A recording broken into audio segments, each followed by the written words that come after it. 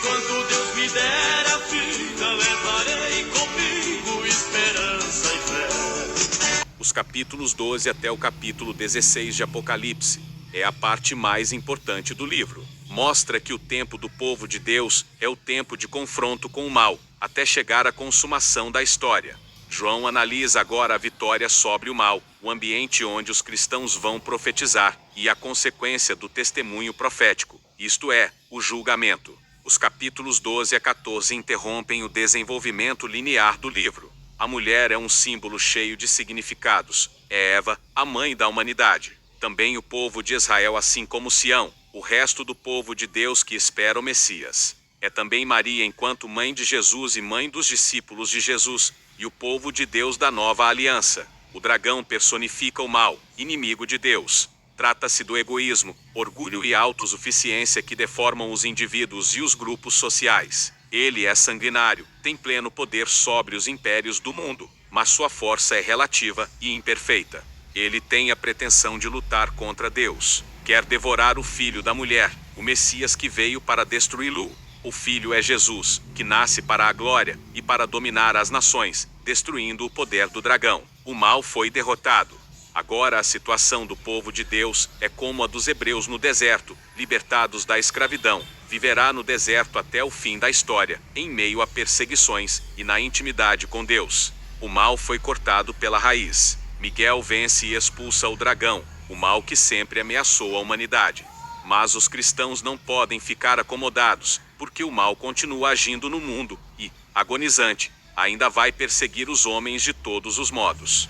O mal não conseguiu vencer Jesus, por isso agora persegue os cristãos seguidores de Jesus. Mas estes são continuamente protegidos por Deus até o final da história. É tempo de perseguição, mas, como no Êxodo, o povo de Deus não sucumbe.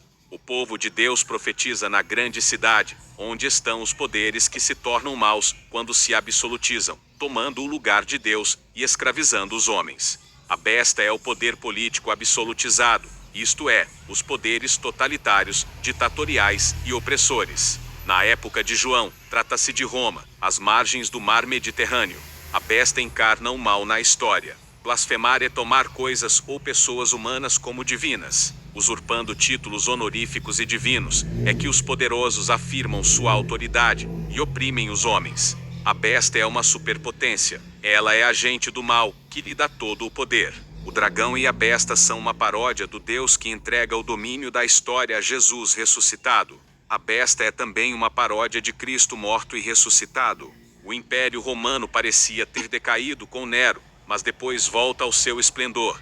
É o mal que vai e vem na história através dos poderes absolutizados. As multidões se maravilham com isso e adoram a besta como se ela fosse Deus. Quem é como a besta? A besta age até o fim da história. Aqui as blasfêmias são valores que o poder absoluto propõe como valores divinos, violentando as consciências. A besta é adorada por todos aqueles que não conhecem e não vivem o testemunho de Jesus. Mas os discípulos de Jesus são perseguidos e mortos por não aceitarem a idolatria. Para serem fiéis e perseverarem, os cristãos devem manter o espírito crítico, pois Deus vai realizar o que projetou. A segunda besta, depois chamada falso profeta, é a propaganda ideológica, que sustenta os poderes absolutos e cuja essência é a falsidade. Apresenta o mal com aparências de bem, para levar as pessoas a aceitarem um sistema político desumano, como se este viesse de Deus. É uma caricatura do Espírito Santo. Como os profetas, a propaganda promete grandes milagres e mudanças, mas falsamente. Para sustentar os poderes, e impor respeito e até mesmo adoração, a propaganda multiplica a imagem dos poderosos, fazendo crer que são onipresentes e vigilantes. Graças à manipulação, a segunda besta controla a ação e o pensamento de toda a sociedade. Para poder participar da economia, todo mundo deve pensar e agir de acordo com a primeira besta. Esse nivelamento de todas as classes sociais com o mesmo pensamento e ação é uma paródia do reino de Deus. O autor identifica a primeira besta com o imperador romano da época. O número 666, conforme o valor numérico das letras em hebraico, corresponde ao nome de César Nero.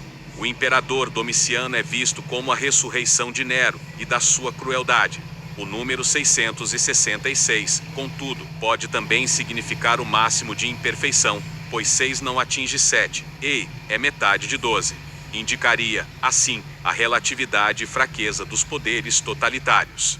O capítulo 14 de Apocalipse apresenta uma visão que antecipa o que vai acontecer. Os cristãos testemunham o evangelho no ambiente dominado pelo dragão e pela besta, e o resultado final é o julgamento.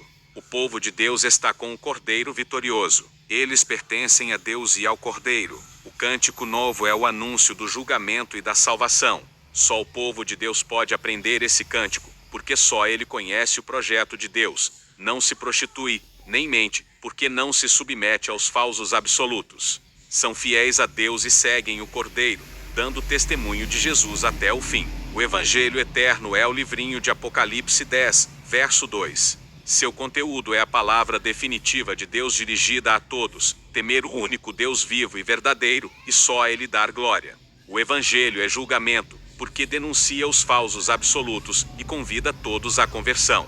O anúncio do Evangelho desmascara os ídolos e, como consequência, faz desmoronar a cidade construída sobre ídolos. Os que seguem e adoram a besta serão destruídos com a cidade idolátrica. Quem não se converte ao verdadeiro Deus, perece com os ídolos. Em meio ao julgamento, o povo de Deus persevera no testemunho e na confiança, sabendo que o testemunho o acompanha diante de Deus. O anúncio do Evangelho produz o julgamento, presidido por Jesus, o Filho do Homem. Ele é o Senhor da história, é divino, é rei e tem um instrumento para julgar.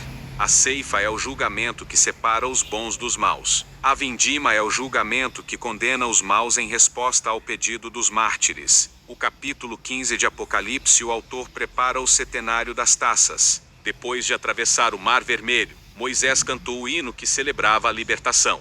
Aqui, os que venceram a besta cantam o cântico de Moisés e do Cordeiro, o novo Moisés, que liberta e conduz o povo à terra prometida, a Nova Jerusalém. O cântico celebra a justiça divina que provocará a conversão dos pagãos. O autor retoma a descrição interrompida no capítulo 11, verso 19, pois a Arca da Aliança ficava no santuário da Tenda do Testemunho. O projeto de Deus vai ser executado. A taça é símbolo do destino.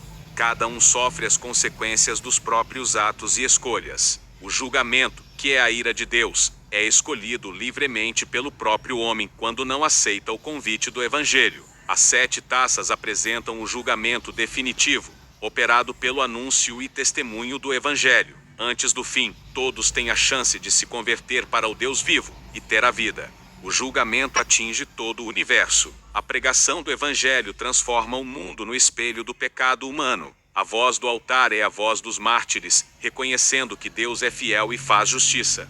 O Evangelho é convite à conversão, mas os homens podem se fechar, sofrendo as consequências da própria idolatria. Quando o mal e seus agentes são atingidos pelo anúncio do Evangelho, eles se unem com os aliados num supremo esforço para fazer frente a Deus e a seu povo. Armagedon significa montanha de Meguido, lugar de derrotas famosas no Antigo Testamento, tornando-se o símbolo da derrota para quem aí guerreia. Os cristãos devem vigiar para não serem enganados pelas ideias do mal e de seus agentes. Devem manter-se fiéis para não serem pegos de surpresa. Com a 7ª taça, o julgamento de Deus se realiza inteiramente. A presença de Deus se manifesta totalmente pelo anúncio do Evangelho. Então é destruído o mundo dominado pelas bestas. A intervenção de Deus pelo Evangelho é grandiosa, mas os homens continuam blasfemando, isto é, servindo aos ídolos.